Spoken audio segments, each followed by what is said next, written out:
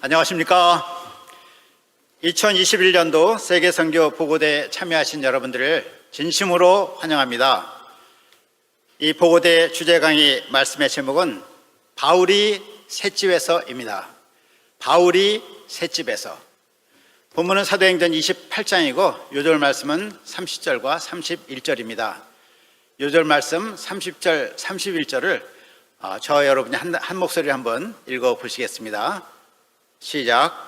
바울이 온 이태를 자기 셋집에 머물면서 자기에게 오는 사람을 다 영접하고 하나님의 나라를 전파하며 주 예수 그리스도에 관한 모든 것을 담대하게 거침없이 가르치더라. 잠시 기도하겠습니다. 거룩하신 아버지 하나님, 허물지고 부족한 죄인들을 용납하시고 긍휼히 여기시며 당신의 사랑하시는 독생자 예수님을 허락하여 주신 것을 감사드립니다.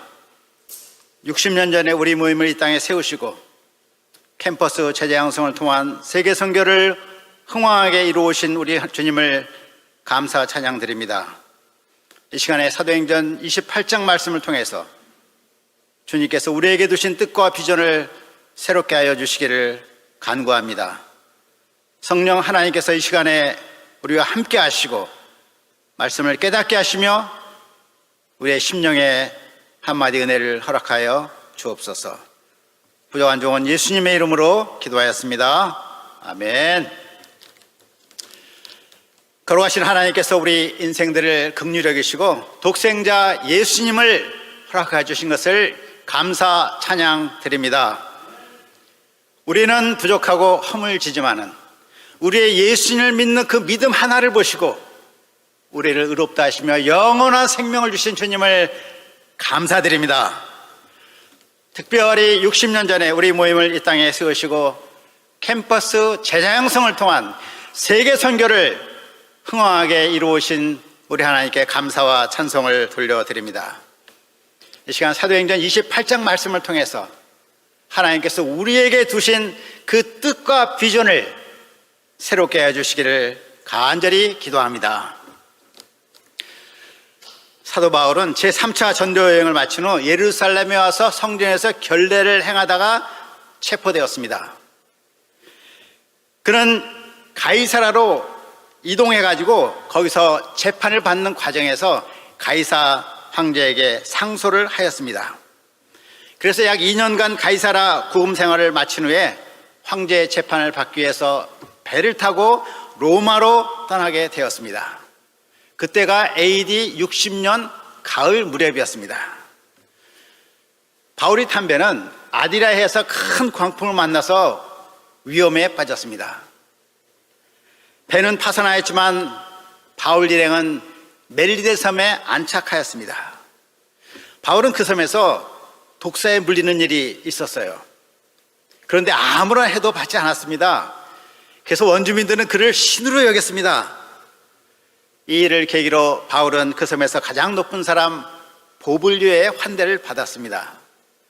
바울이 마침 보블리오의 집에 가보니 그의 부친이 병들어 누워 있었습니다. 이에 그를 위해 기도하고 안수하여 병을 낫게 해주었습니다. 이를 계기로 그 섬에 많은 병든 사람들이 바울에게 와서 나음을 받았습니다. 그들은 바울 일행을 잘 대접했습니다. 바울이 그렇게 그 섬에서 겨울을 나며 지낸 기간이 석 달이었습니다. 자, 11절입니다. 석 달 후에 바울이 탄 배는 멜리데 섬을 떠나 시칠리아의 중심 도시인 수라구사에 도착해서 3일을 지냈습니다. 북쪽 해협을 통과하기 위해서 남풍을 기다렸다가 수라구사를 떠나 레기온을 거쳐 보디올에 도착했습니다. 보디올은 로마 남동쪽에 있는 항구 도시로 여기서부터 바울은 육로로 로마로 들어가게 되어 있었습니다. 보디올에서 믿음의 형제들을 만났는데 그들은 바울 일행을 초청해서 일주일간을 함께 머물렀습니다. 자, 바울이 보디올에서 쉬는 동안에 그가 이탈리아에 왔다는 소문이 로마에까지 전해졌습니다. 그래서 로마에 있는 형제들이 바울을 맞이하러 나왔습니다. 그들은 로마에서 64km 떨어진 아비오 광장과 53km 떨어진 트레이스 타베르네까지 나와서 바울을 환영하였습니다. 바울이 아비오 광장에 도착해서 자기를 환영하는 믿음의 형제들을 만났을 때 그곳까지 무사히 도착하게 하신 하나님의 은혜에 감사하여 뜨거운 기도를 드렸습니다. 또한 형제들을 통해서 큰 격려를 받고 담대한 마음을 얻었습니다. 바울은 그들과 함께 이제 아비오 가도를 걸어서 로마로 들어갔습니다.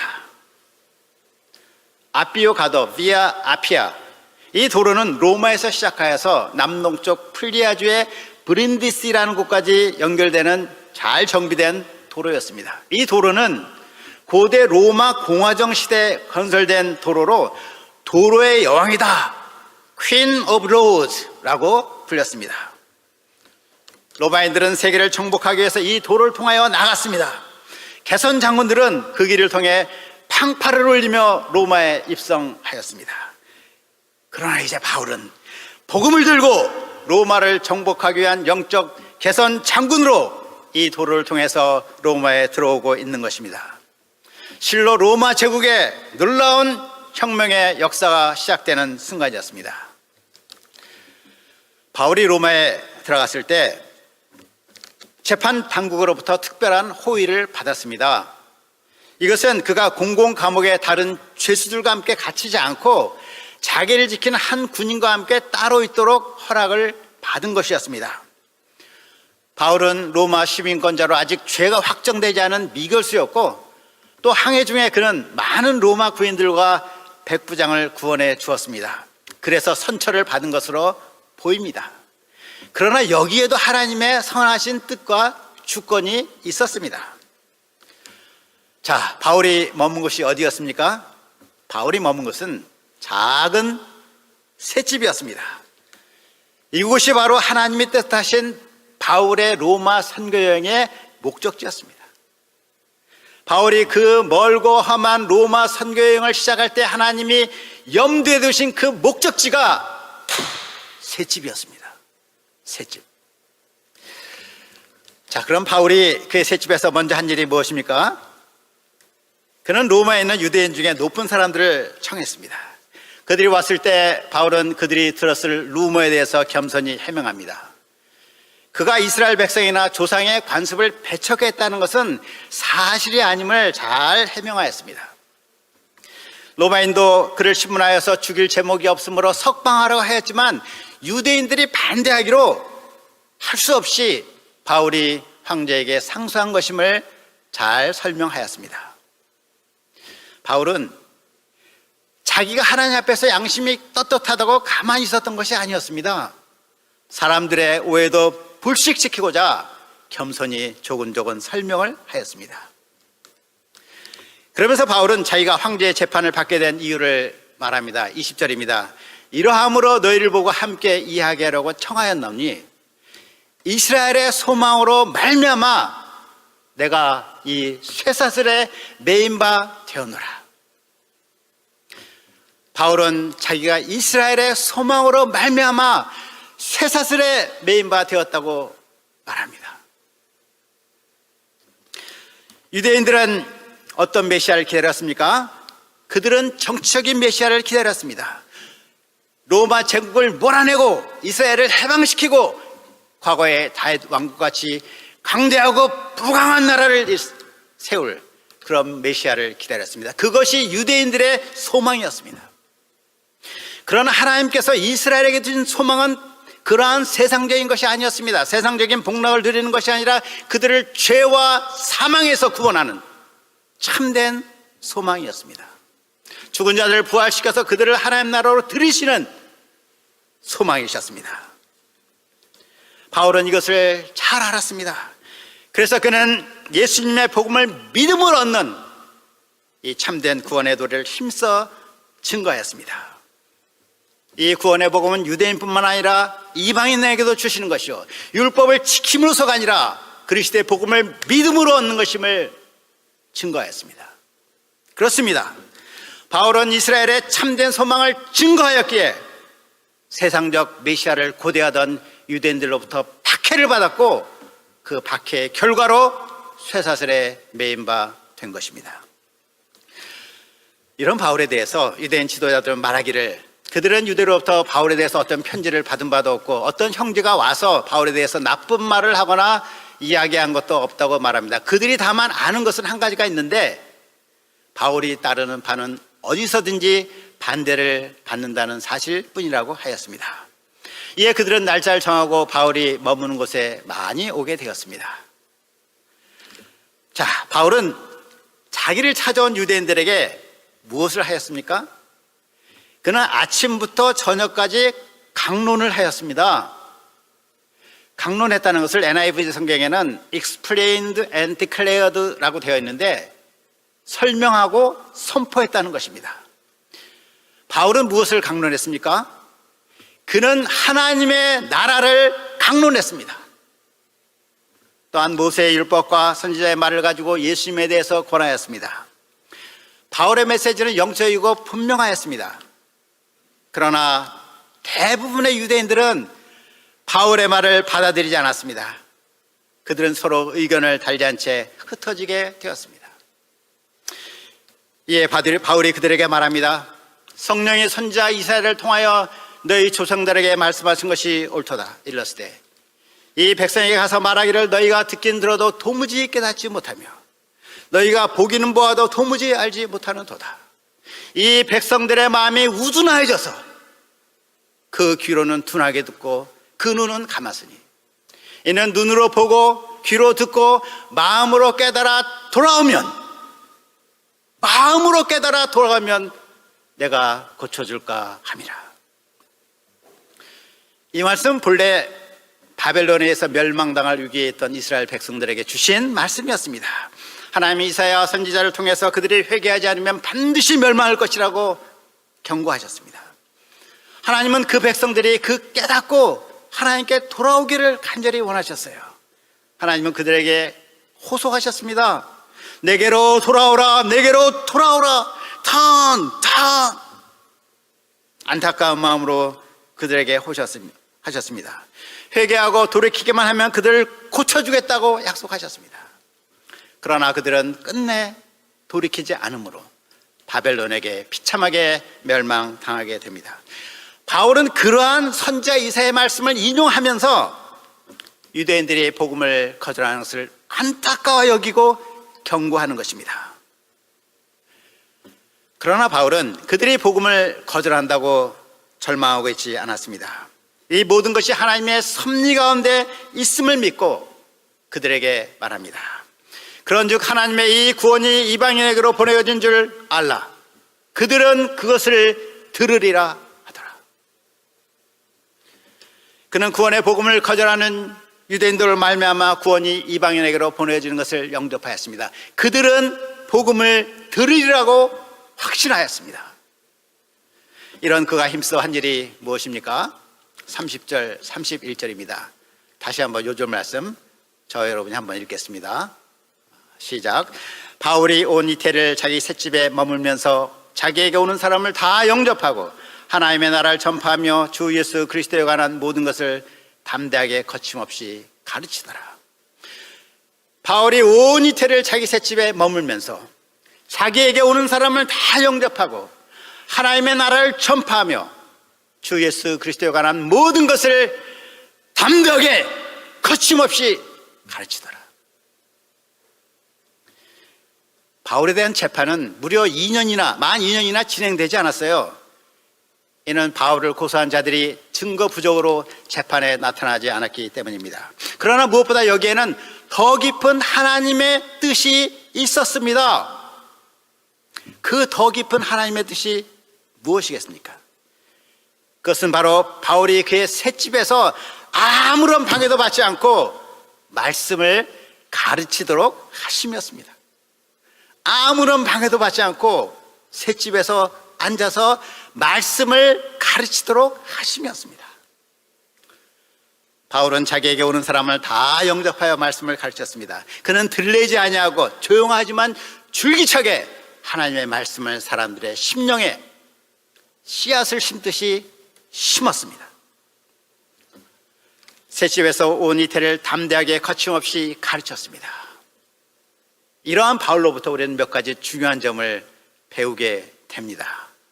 네 가지를 볼 수 있습니다. 첫째, 바울은 셋집이라는 자기 한계에 갇히지 않았습니다.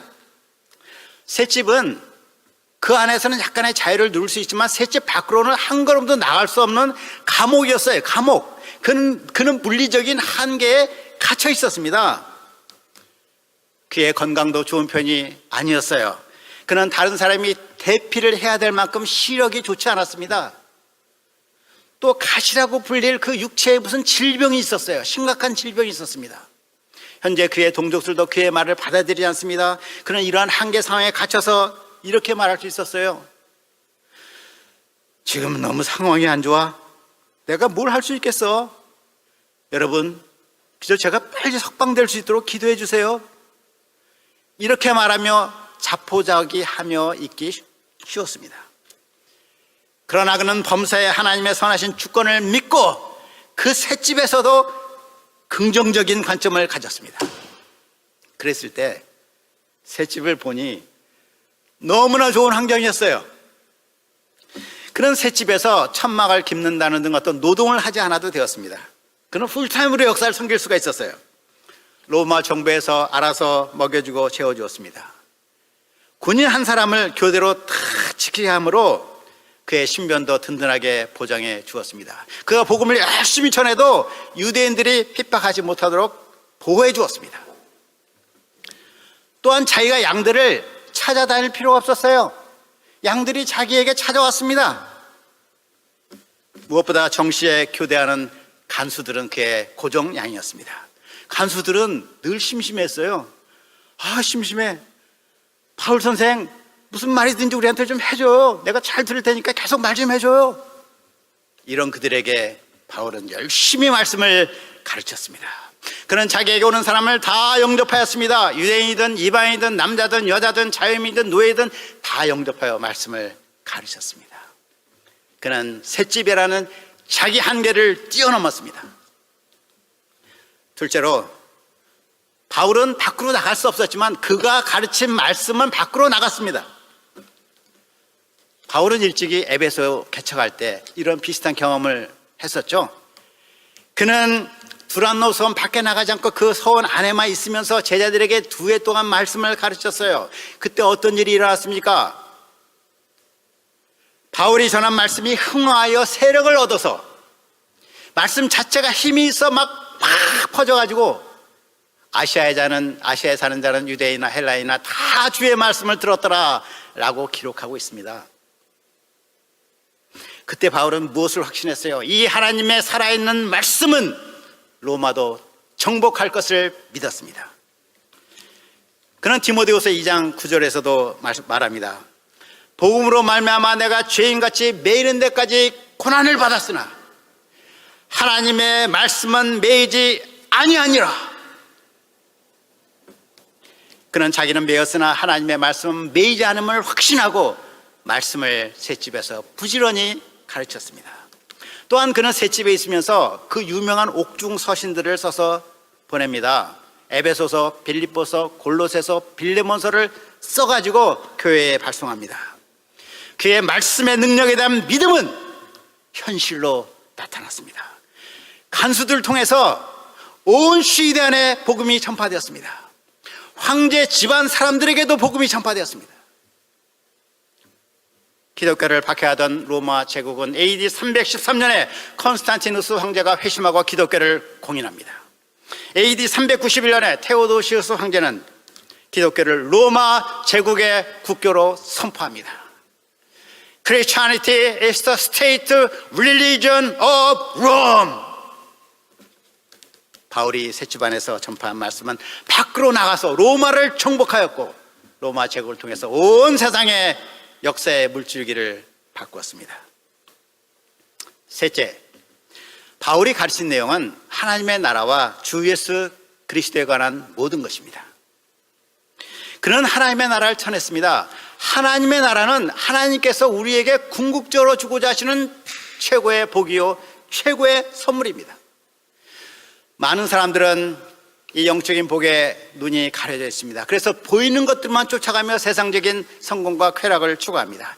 그러나 세상에 보이는 모든 것은 다 일시적인 것이요, 결국 찾지도 없이 사라질 것들입니다. 결코 우리의 진정한 소망이 될 수가 없습니다. 오직 하나님 주시는 그 나라만이 고통이 없고 죄가 없고 사망이 없는 영원한 평강의 나라, 생명의 나라입니다. 사도 베드로도 우리의 참된 소망으로 이 나라를 주신 하나님을 찬송합니다. 찬송하리로다. 우리 주 예수 그리스도의 아버지 하나님을 찬송하리로다. 그의 많으신 긍휼대로 우리 예수 그리스도를 죽은 자 가운데서 부활하게 하심으로 말미암아 우리를 거듭나게 하사 산 소망에 있게 하시며 썩지 않고 더럽지 않고 쇠하지 않는 유업을 있게 하시나니 곧 너희를 위하여 하늘에 간직하신 것이라. 우리 주 예수님은 죽으시고 부활하심으로 이 하나님의 나라를 우리에게 주십니다. 이 나라를 얻기 위해서는 예수님이 나의 주요 나의 구주이심을 믿어야 합니다. 누구든지 자기 죄를 회개하고 예수님을 자기의 주요 그리스도로 영접하는 자는 이 하나님의 나라에 들어갑니다. 천하 인간의 예수 외에는 구원을 받을 만한 이름을 우리에게 주신 일이 없으십니다. 우리가 영원히 썩지 않는 이 하나님의 나라의 소망을 붙들고 살며 힘써서 이 참된 소망을 전하기를 간절히 기도합니다. 넷째, 마지막으로 우리는 셋집에서 말씀을 가르친 바울을 통해서 가정교회의 이 전형적인 모습을 봅니다. 바울의 셋집은 성전이나 예배당이 아니었습니다. 바울의 셋집은 그의 집이었어요. 그의 주거 공간이었습니다. 그는 그 안에서 식사를 하였고 잠을 잤습니다. 말씀 연구를 하였고 사람들을 만났습니다. 사람들은 그의 셋집에 와서 같이 시간을 보내며 그의 진솔한 삶의 모습을 보았어요. 한마디로 바울은 하우스처치 역사를 섬긴 것입니다. 우리 공동체에는 전 세계 400여 개 지부 이상의 지부가 있습니다. 규모가 큰 지부도 있지만 대부분이 하우스처치입니다. 어떤 분은 자기 지역에 한 가정만 있기에 양들을 돕기가 어렵다고 생각합니다. 물론 여러 동역자들이 같이 모여서 합심하면 제자 양성에 큰 도움이 됩니다. 그렇다고 해서 한 가정만 있다고 이 일이 불가능한 것은 아닙니다. 사도 바울을 보십시오. 바울은 가정교회 목자로서 자기 집의 양들을 초청하여서 한 사람 한 사람을 가르쳤습니다. 하나님의 말씀은 자고 깨는 중에 자라 점점 확장하여 나갈 것을 믿고 한 사람 한 사람의 마음에 씨앗을 심듯이 말씀을 깊이 심었습니다. 이러한 역사를 성경에 있어서 셋집은 아주 좋은 환경이었습니다. 저는 1993년에 영국 런던의 평신도 선교사로 파송되어서 개척 역사를 섬겼습니다. 제가 다니던 해운회사에서 런던 주재원으로 발령을 받았습니다. 처음 수년간 영국에 저희 가족만 있었기 때문에 저희 집에서 주일 예배를 드리고 1:1 공부를 하였습니다. 캠퍼스 학생을 1:1 공부나 예배를 위해서 이 조그만 시형 아파트 집에 초청하는 것은 결코 쉬운 일은 아니었습니다. 캠퍼스 피싱을 나갔지만 처음 2년 동안 온 이태 동안 한 명의 학생량도 얻지 못했습니다. 그런데 1995년 봄 어느 날 한 런던 대학교 미대 학생을 저희 집에 겨우 초청했습니다. 그가 저희 집에 와보니 집안 분위기가 단순하고 또 제 두 딸 아이들이 그를 환영해 주었습니다. 웰컴, 웰컴. 부끄러워가지고 숨으면서 웰컴, 웰컴 하였습니다. 제 아내는 영국 전통 음식을 맛있게 준비해서 섬겼습니다. 그때 그의 마음이 확 열리는 것을 보았습니다. 그는 우리가 자기를 가족으로 영접한다는 것으로 느꼈습니다. 하우스처치가 도리어 양들의 마음에 우리의 진실된 모습을 보여주고 사랑을 나타내주는 좋은 환경인 것을 경험했습니다. 그 형제는 말씀을 사랑했어요. 저희 셋집과 같은 방 2개짜리 그 아파트에서 거실에서 매주마다 하는 말씀 공부는 은혜가 넘쳤습니다. 그러나 그는 저희 집에서 예배 드리는 것은 부담이 돼서 나오질 않았어요. 3년간 나오질 않았습니다. 여하튼 저는 다른 양이 없었기 때문에 이 형제 한 명을 마음을 다해서 말씀을 깊이 준비해서 집중적으로 섬겼습니다. 1대1을 3년간 꾸준히 했을 때 그의 마음에 심겨진 말씀이 점점 그를 변하게 만들었습니다. 그는 저희 집에서 드리는 주일 예배도 나오게 되었고 양을 치는 목자로 성장하였습니다. 지금은 한 지부를 개척하는 교수 목자가 되었습니다. 또한 하나님은 그를 통해서 런던 UBF의 책임자인 폴리지 목자님을 비롯해서 여러 영국 목자님들을 세워주시고 현지인 리더십을 확립해 주셨습니다. 저는 그와 처음 1대1 공부를 한 1995년 이후 지금까지 지난 26년간 지금도 그와 매주 말씀 공부를 하며 함께 성장하고 있습니다. 영국의 목자들, 선교사들도 이 나라가 다시 한번 위대한 목자의 나라가 되는 비전 가운데 길게 보면서 말씀을 심고 있습니다. 사도 바울이 셋집에서 한 사람 한 사람에게 심은 말씀은 250년 후에 로마 제국을 정복하였습니다. 이러한 사도 바울의 역사는 하우스 처치 역사였습니다. 우리가 가정교회된 믿음을 가지고 오직 말씀의 능력을 의지해서 꾸준히 1대1 역사를 섬기기를 기도합니다. 자, 사도행전은 바울이 셋집에서 담대하게 거침없이 복음을 전하고 있다는 진행형으로 끝납니다. 본문은 지금도 바울이 어느 셋집에서 복음을 전하고 있다는 느낌을 줍니다. 그렇지 않습니까? 주님은 지금도 바울의 후예들을 통해서 사도행전 29장을 써가는 중이십니다. 특별히 주님은 한국과 전 세계 캠퍼스 지성인들에게 이 구원의 복음을 전하도록 60년 전에 우리 모임을 세우셨습니다.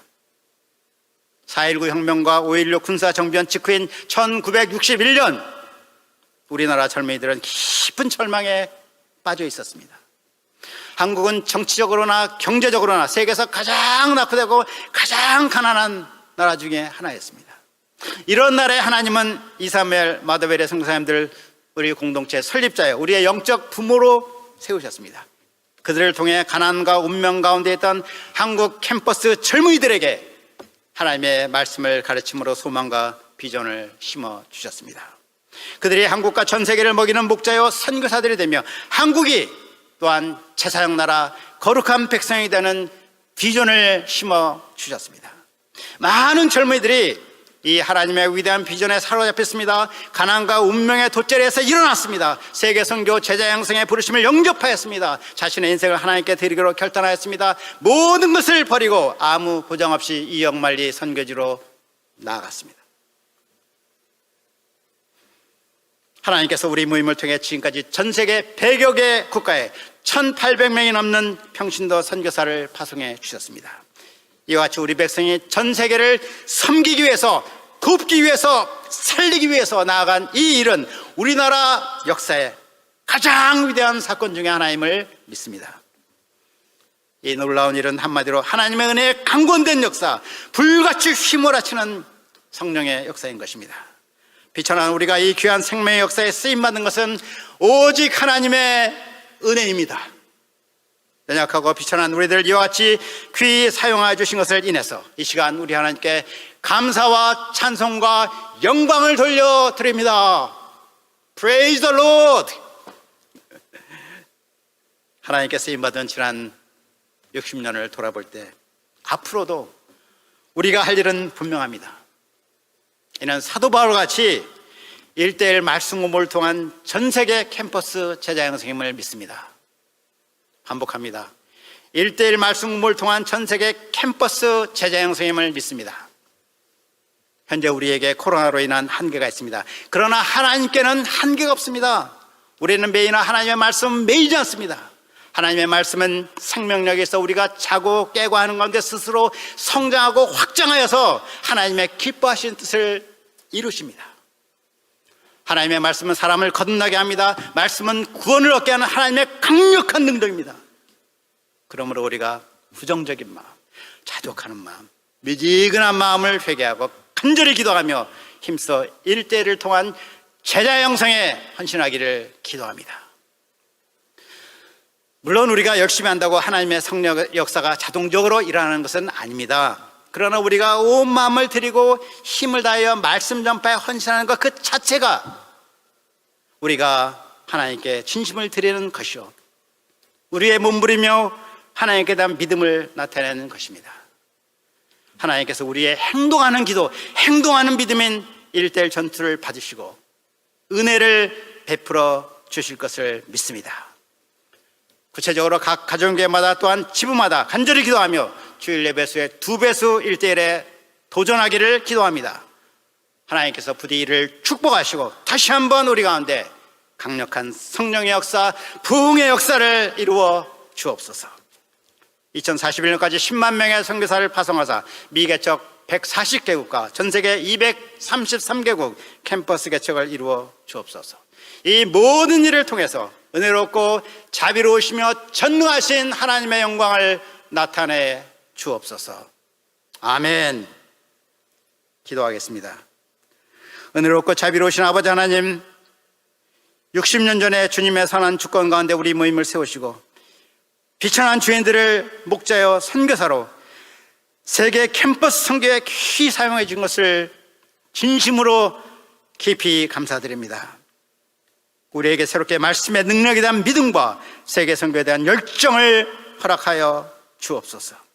성령의 사도행전 29장을 써가시는 이 귀한 역사에 저희들을 계속하여 사용하여 주옵소서. 우리 주 예수님의 이름으로 기도하였습니다. 아멘.